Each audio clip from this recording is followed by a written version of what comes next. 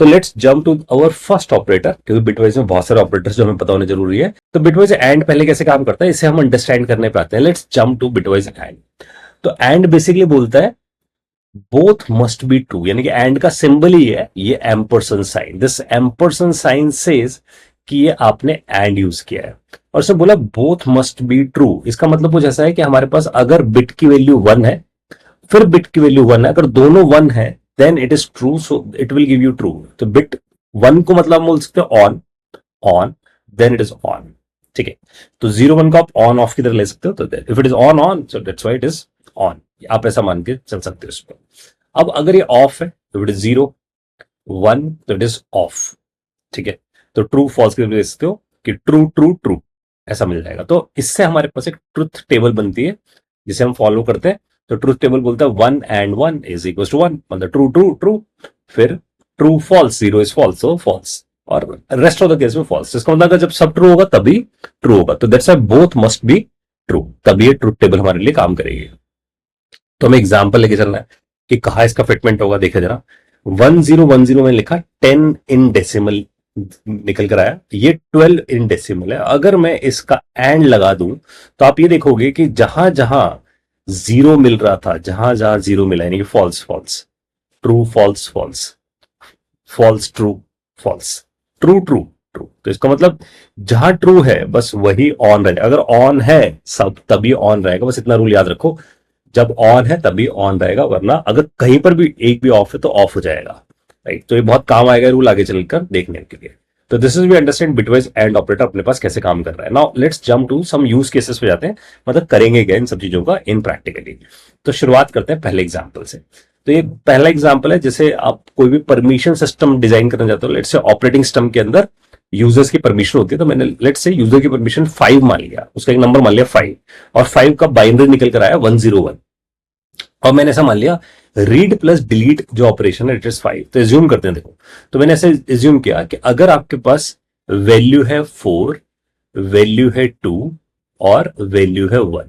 ठीक है, तो 4 है, 2 है और 1 है, इसके लिए हमने मान लिया डिलीट है, राइट है और रीड है। ऐसे करके मेरे पास वैल्यू है। ठीक है, अब थॉट प्रोसेस ये हुआ कि जो मेरे पास परमिशंस है जो यहां लिखी गई हैं, ऑल दीज परमिशंस, अब मैं इनको कैसे इवेल्युएट करूंगा। तो think about delete plus read. तो मैंने बोला डिलीट विच इज 4, तो डिलीट को देखते हैं, डिलीट इज 4, तो मैंने यहां पर ऐसे लिख दिया delete is 4 and read is 1।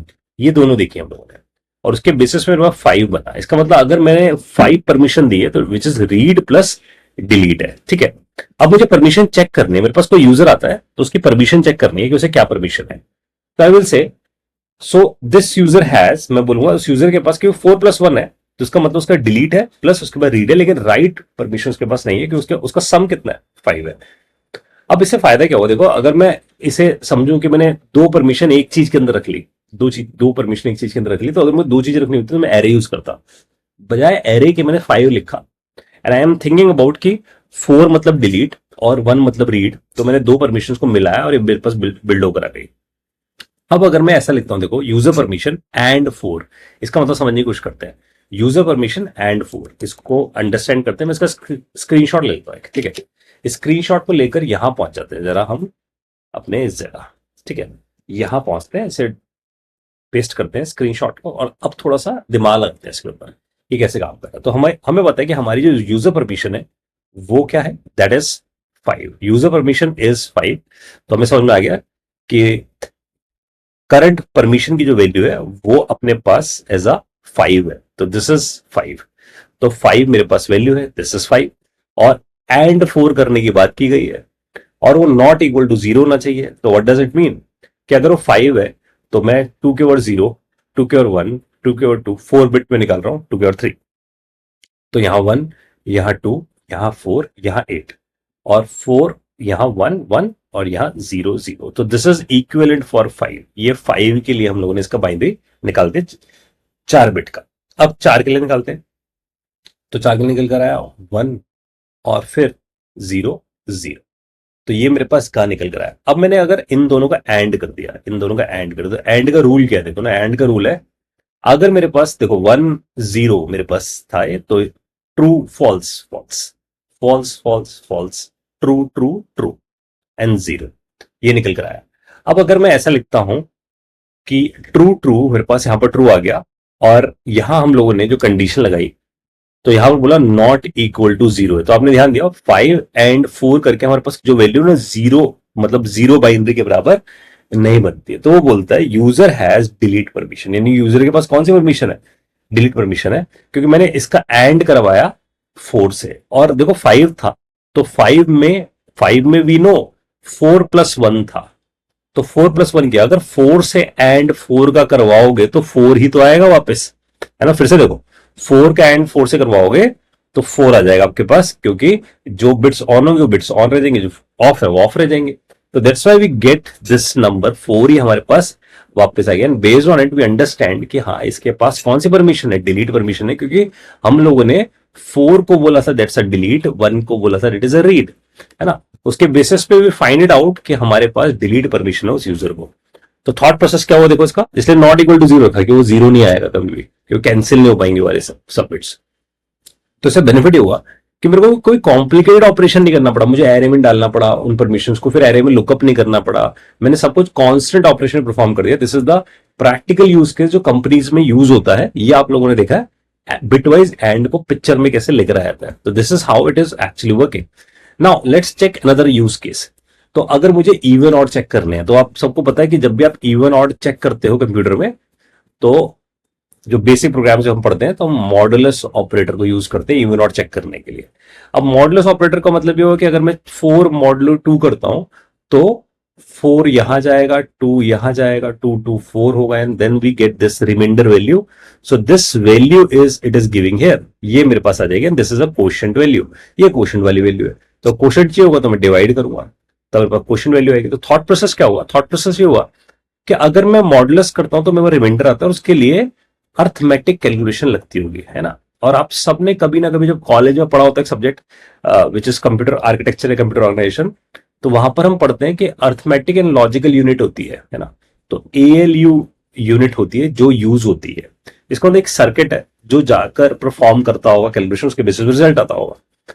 But think about कि अगर मैं एंड ऑपरेटर यूज कर रहा हूं तो वो एएलयू के पास जाएगा ही नहीं, बहुत इजीली काम करके आ जाएगा।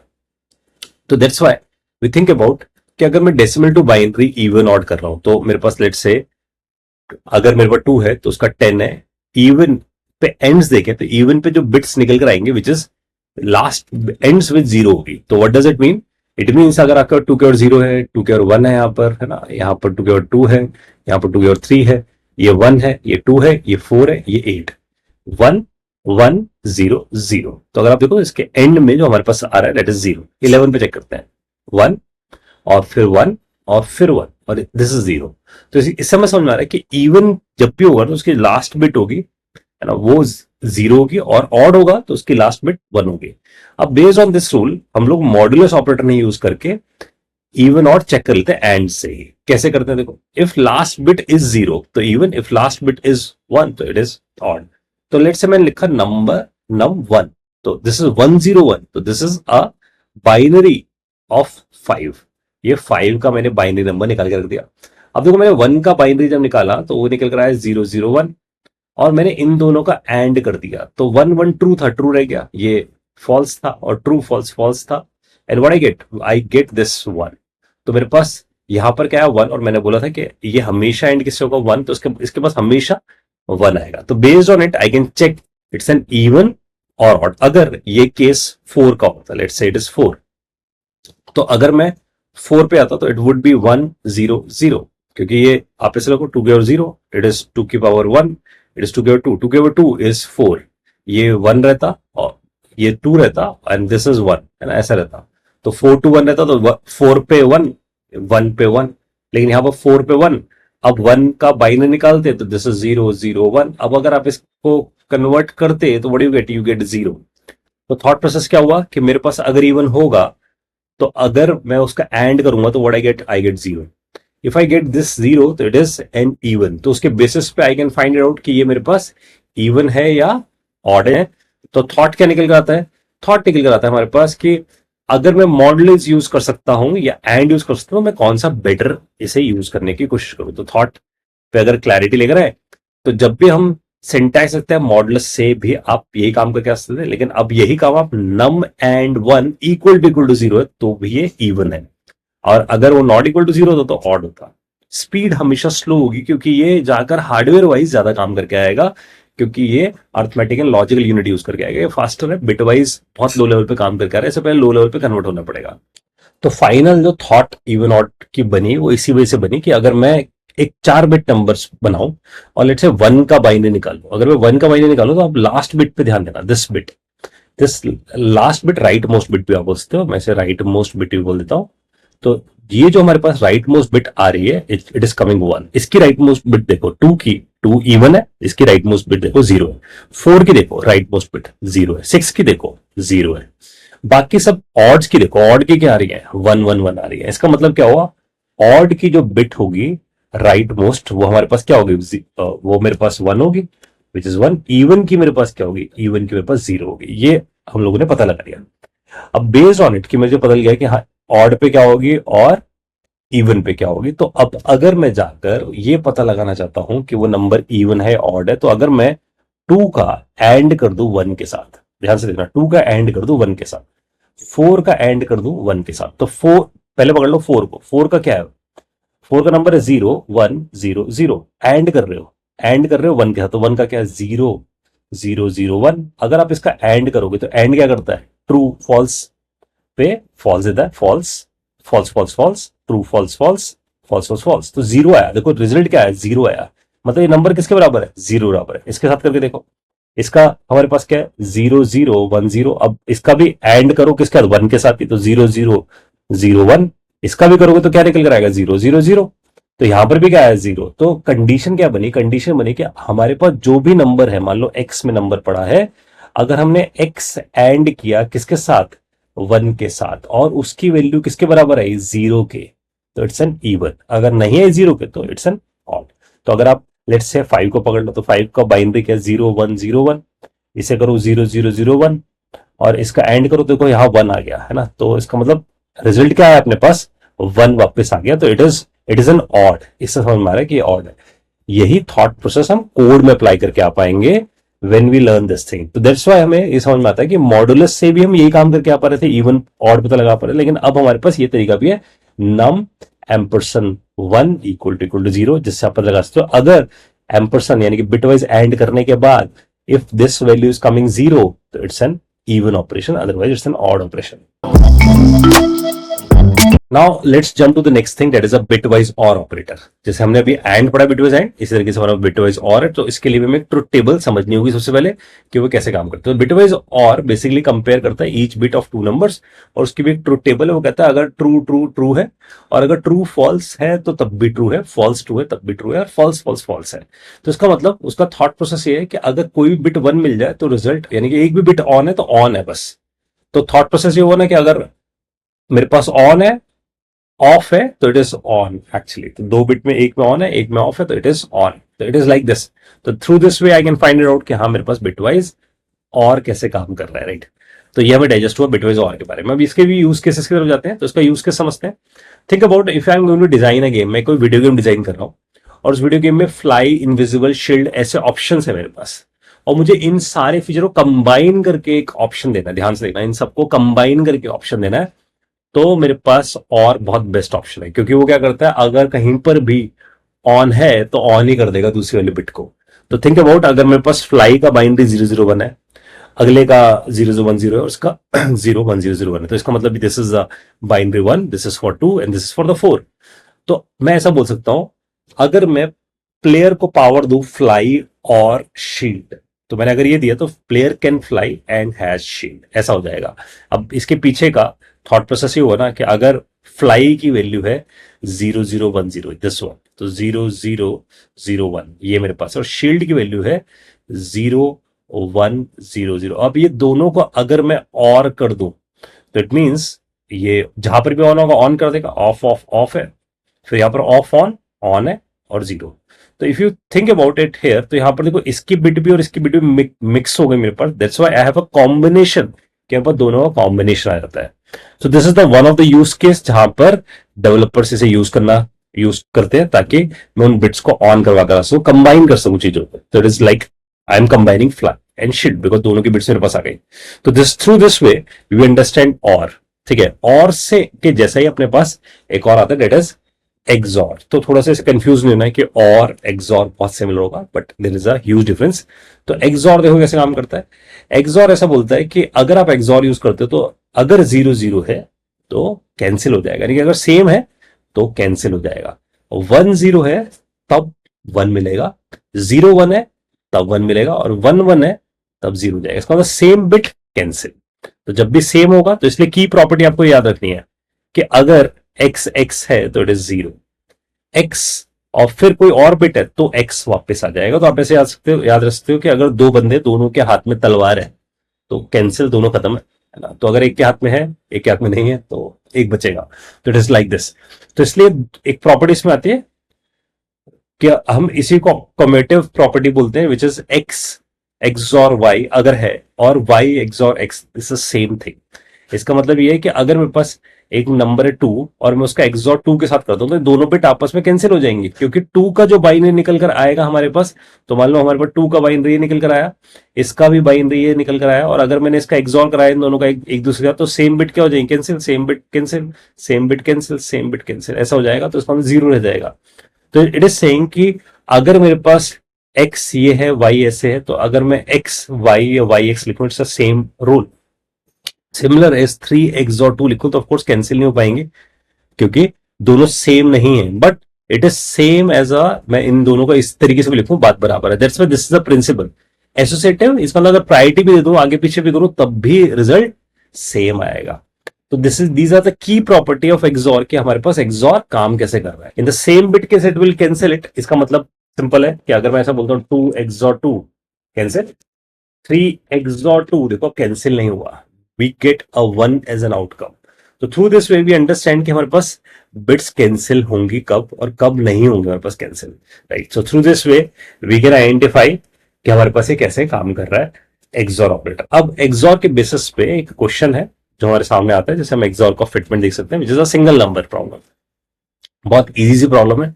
इस प्रॉब्लम में सिर्फ इतनी सी बात बोली गई कि मेरे पास 2 2 1 है और इसके काफी सारे वर्जन है, सिंगल नंबर 1 है, सिंगल नंबर 2 है, letter of the stage we are going to see. लेकिन पहले से पढ़ते हैं 2 2 1 है मेरे पास, तो उसका मतलब ये बोल रहा है कि मेरे पास एक नंबर ऐसा है जो रिपीट नहीं हो रहा, बाकी नंबर्स रिपीट हो रहे हैं। तो 1 is a that number which is not repeated. तो अगर मैं 2 का एक्सॉर 2 से करा दूं तो कैंसिल हो जाएगा, 1 ही बचेगा। तो अगर हम देखें 4 1 2 1 2, तो 1 का एक्सॉर 1 से हो जाएगा, 2 का एक्सॉर 2 से हो जाएगा, तो क्या बचेगा, 4 ही बचेगा अपने पास। तो through this way we can identify कि हमारे पास ये सिंगल नंबर प्रॉब्लम कैसे हैंडल की जा सकती है। तो सिंपल है कि एक्सॉर का काम है सेम बिट्स को कैंसिल कर देना। अगर हमारे पास सेम बिट्स है तो we can just cancel it out. तो यहां से रख लेते हैं for integer I colon nums, तो एरे में से एक वैल्यू निकालते जाते हैं 1 by 1। यहां एक रिजल्ट रख लेते हैं विच इज 0, और बस यहां बोल देते हैं R equal to R XOR I कर देते हैं। तो एक एक करके जो एलिमेंट आएगा, 1 आएगा तो 1 के एक्सॉर करेंगे 0 से, फिर 2 आएगा, फिर 2 के साथ एक्सॉर करेंगे, फिर 3 आएगा, फिर मान लो फिर 3 आया, फिर 2 आया, और लेट से 1 एक ही बार आया, तो it will give an answer as a 1। तो हम रिटर्न कर देते हैं आर को, यहां से आर को रिटर्न कर देते हैं, जो बचेगा वही वो सिंगल नंबर होगा। तो अगर हम इसे ट्राई मतलब इसे रन करें तो it is accepting all the test cases, submit करते हैं, सबमिट करके इट इज टेलिंग यू कि it is passing all the test cases. अब देखो एक्सॉर के करने से फायदा क्या हुआ, अभी हाई परफॉर्मेंस क्यों है कोड, क्योंकि इसने सिर्फ ट्राइवर्सल किया। अब ध्यान से देखो, सिर्फ ट्राइवर्सल किया, कोई मेमोरी एक्स्ट्रा नहीं लिए। थिंक अबाउट, अगर मैं इसे नहीं यूज करता, एक्सॉर को नहीं यूज करता, तो मैं हैशिंग यूज करता, हैशिंग से एक हैश मैप बनाता, वहां पर काउंट करता फ्रीक्वेंसी कि कौन कितनी बार आ रहा है, किसकी फ्रीक्वेंसी सिर्फ एक बार है, तो मेरे को एडिशनल मेमोरी लेनी पड़ती, जो कि मेरे को नहीं लेनी पड़ी। यहां पर मैं एक्सॉर कराता गया, तो इट क्लियरली मीन्स मैंने जब इसका एक्सॉर कराया होगा तो लेट से मैंने 0 का एक्सॉर 4 से करा के रख लिया होगा, फिर 1 से कराया होगा, फिर 2 से, फिर 1 से, फिर 2 से। तो आप इसे ना चेक कर सकते हो इस बात को। इसे चेक करने का सबसे बेस्ट तरीका है आप यहाँ पर शेल पे आओ और शेल पे जाके चेक कर लो। तो मान लो मेरे पास रिजल्ट आ रहा था 0 के अंदर, है ना, और मैंने बोला कि सबसे पहले इस आर का एक्सॉर में थोड़ा सा सेटल डाउन करता हूं, तो इससे हमें क्लियर होगा कि काम कैसे कर रहा होगा। तो अगर मैं बोलता हूं कि आर का एक्सॉर पहले 4 के साथ करा दो, क्योंकि आपके पास 4 आ रहा था, तो मैंने 4 से करवाया इसका एक्सॉर, तो 4 में फर्स्ट हो गया, 0 से एक्सॉर कराया, 4 से कराया, तो जो बिट्स ऑन थी वो ऑन रह गई। अब फिर मैंने बोला कि अगली बार फॉर एग्जाम्पल वो 2 आ रहा है, तो मैंने 2 से कराया, फिर मैंने बोला कि फिर 2 आ रहा है मान लो। अब देखना 2 2 कैंसिल हो जाएंगे and we are back to 4, मैं वापस 4 पे आ गया। अब मैंने एक्सॉर 3 से कराया, और फिर मैंने एक्सॉर 3 से करा दिया, तो देखो फिर कैंसिल हो गया। तो मान लो अब मेरे पास फिर 1 आया, तो ये 1 आया, फिर मेरे पास मान लो 2 आया, फिर 2 आया, फिर मान लो 1 आया और फिर 2 आया। तो at the end of the day what you get a 4। तो इस तरीके से वो उसमें ऐड होता है, मतलब उस तरीके से एक्सॉर होता है, फिर वो हटा जाता है। तो through this way the same will be gone automatically and we get this result. तो अगर हम इस प्रॉब्लम को देखें, जो हमने प्रॉब्लम सॉल्व करी, इसकी time complexity O of n गई, क्योंकि हमने इसमें ट्राइवर्स करा, इसे है ना, लूप चलाया n टाइम, लेकिन स्पेस कंप्लीट हुआ, it is taking O1 and this is the one of the use case of XOR.